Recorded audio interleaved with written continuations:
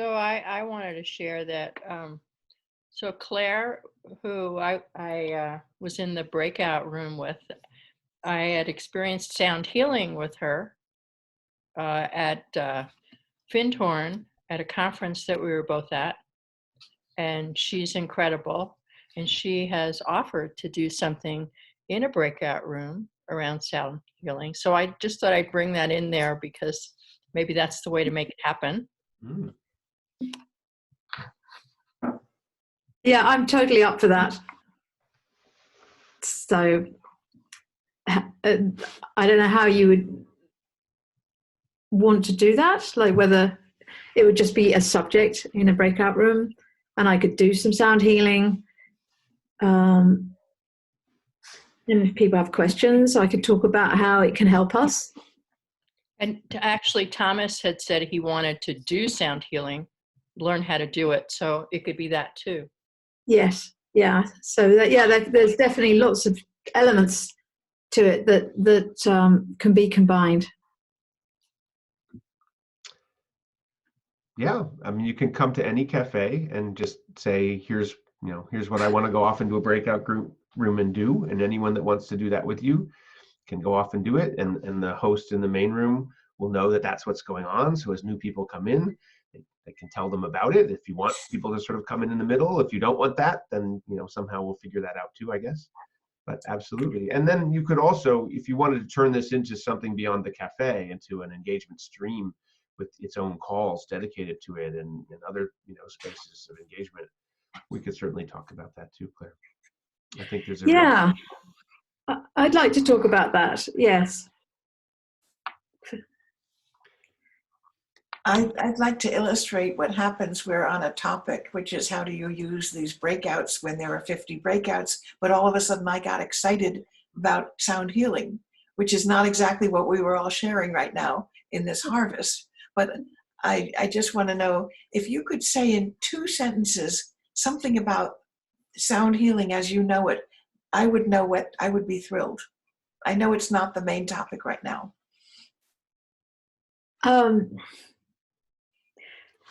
It's a huge subject. It's a lovely subject. Yes. It's obviously at the root of it all. It's about recognizing the nature of our form, and that we have a relationship to the stars, to the planets, to the galaxy. All of these, there are these mathematical elements at play. But on the more poetic level, there is us having an experience of that. And there are so many different approaches and ideas about how sound healing works, and so many methods, and I think they all have an audience. Otherwise, I don't think they would exist. So it can be done with electronic sounds. It can focus on specific frequencies, singular frequencies. Some people say that the organs... Like tomates. Are you familiar with tomates from Toronto? Yes. Okay. Yeah. And I'm very familiar with. I'm very familiar with that. So going. There's that. And then what I do is I do organic sound healing. So I use my voice and I create harmonics, and I use an instrument called a shruti, which you will see at some point in a breakout. And the two of us just work together to generate spontaneous sounds in response to the energy of a moment, and it actually has an effect. So it intrigues me, because if we've got 6 people here, and I'm only able to do one sort of generating of sound, but each of us would have a different experience of that. That blows my mind, quite honestly, and lights my heart, because it's so special. Me too. Yeah. Yeah, I want to share that for me, I liked especially the freedom of that cafe, how you can really move in like the portal of opportunities, literally. I like how they are all contained, like in a small containers, and that you have freedom to choose one of them, or yeah, to go to create your own. So that's to me like canvas, so to speak, and it was a beautiful picture, I think, painted today. So I would like to thank all of you and you, Ben, for holding the space for it. Thank you, Vera. I second Vera's sharing. For me, it's really, I was excited to come in today. I knew I was going to. And to know that there was that option to just kind of respond to the mood of the moment and to be in community, it feels like so precious that you hold this space, Ben, and create such an inviting environment, you know, where I feel safe to come in. I'm actually, although it might not be obvious, rather socially shy, and I can be very socially awkward. And so the idea of coming into a large group, especially not right at the beginning, but a little after it started, could feel very off-putting to me. But because you're holding the space, that I know there's going to be a quality of kindness in the rooms.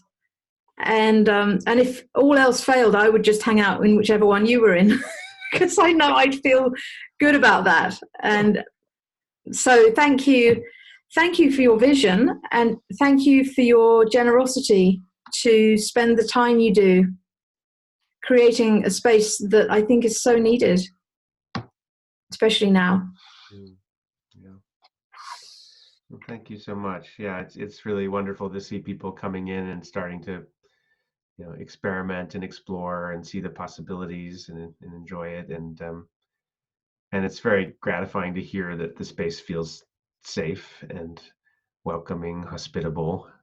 I do put a lot of effort into that, but I'm always concerned that I, you know, fall short of what might be needed.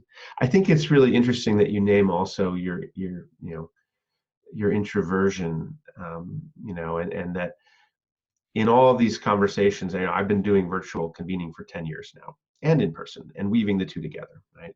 And I remember, you know, remember for so long, you know, people would say, oh, you know, in person so much better. You know, 90% of communication is nonverbal, and you know, you're giving up all this possibility, etc. It's always better for in person.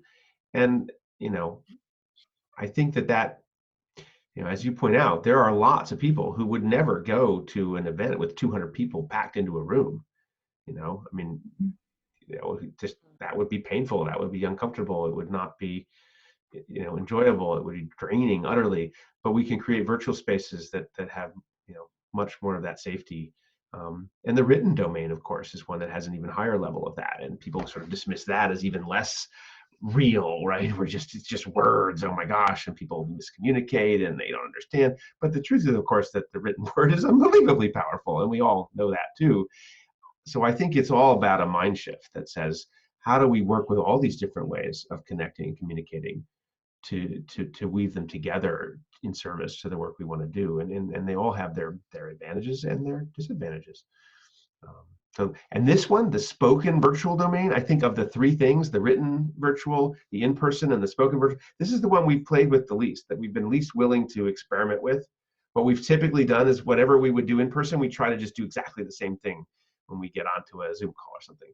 And again, that misses, you know, what the opportunity is, I think. And so I'm really excited to see this starting to evolve and to have people like you to play with it. It's such an amazing group of people that are showing up here. And I don't, you know, Vera, I'm just meeting you and Joni for the first time, so I'm excited to get to know you a bit better, as well as now what progresses. So hopefully we'll meet up again. Any other reflections? This was exciting. This was my first experience with the breakout rooms as a participant, and I see potential. Yeah, we're getting there.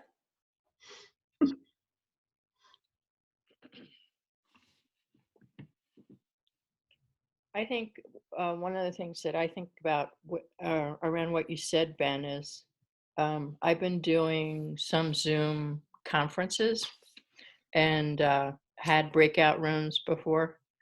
And one of the things that I'm realizing the more that I do it is the more that we connect in all these different parts of the world, the more we feel that we are not separate in any way, that it's so important to breed that, because I mean, I know in the United States we have a whatever in chief who is constantly saying, I don't know what to call him, really. I can't even give him a name. But constantly like the United States, us, and that it's so destructive. It's so destructive to the what's happening right now.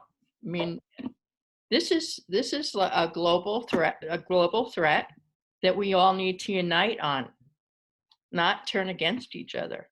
And that's one of the things that my experience of Zoom or any kind of technological ability to see each other face to face is helping us with, is like not feeling like we're so separate. And that I now hear things that make me realize how much how similar we all are on so many levels. Right? So, so I really appreciate that, and I appreciate you putting this together and seeing the value of it from that standpoint. Yeah, of course, there is the digital divide, and there's a there's a wealth gap, and there's a gap in terms of economic security. So it is a privilege to be able to be in these spaces, and I look forward to now what being more diverse in terms of who's showing up and where they're coming from, what their backgrounds are. We're slowly working towards that, but it's we have a ways to go. and I totally, I hear what you're saying about our common humanity and the nation state as an entity not really serving us very well now. For all the years that Ben's been experimenting, I've tried very hard not to interfere, not to take family business into his meetings too much, not to embarrass him, not to tell something he wouldn't want me to say too often. We know you're his mother. It's okay. It's your job, not his mom. Yeah, but I feel now that he's so centered and strong and supported and loved that I have more freedom until he stops me, until he tells me, no, you've gone overboard, you've crossed the boundary. So I'm going to take 2 minutes. You might want to stop recording. I don't know, or you might want to erase it later, or you might want to keep it. May I? Well, we could do this. Why don't I stop this recording? We'll complete this piece. We'll record a separate Helen story, and if we want to use it, we will, and if not, then I don't have to get into editing, which is a Thank pain you. in the butt. So any final words on this cafe story edition here for March 30th before we close I'm this? thinking of my glasses.